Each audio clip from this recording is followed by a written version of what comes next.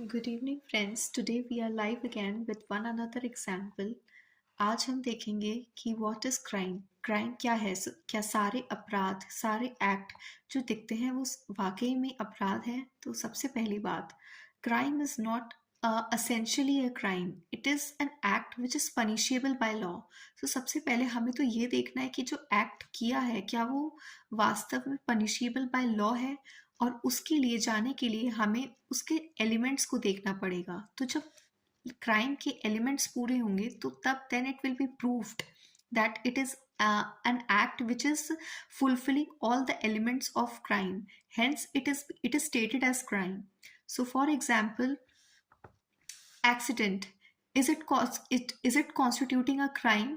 For example private defence जो हमने कल पढ़ा था, क्या ये सब कैटेगरी क्राइम के अंदर आते हैं? तो ये सब चीज को देखते हुए आज हम डिस्कस करते हैं elements of crime. First is actus reus, act होना आवश्यक है एक क्राइम को कॉन्स्टिट्यूट करने के लिए। सेकेंडली, एक mental element which is known in Latin as mens रिया।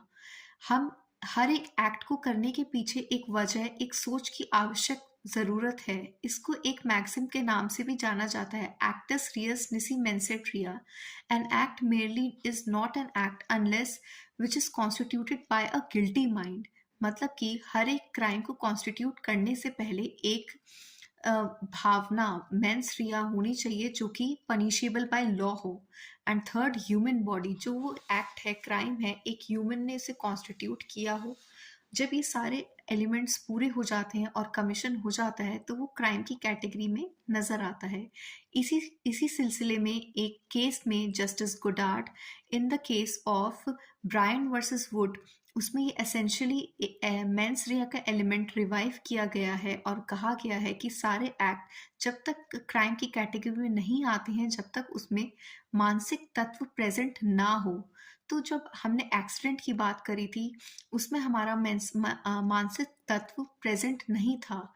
जाने अनजाने में किया गया कोई भी एक्ट क्राइम नहीं होता है।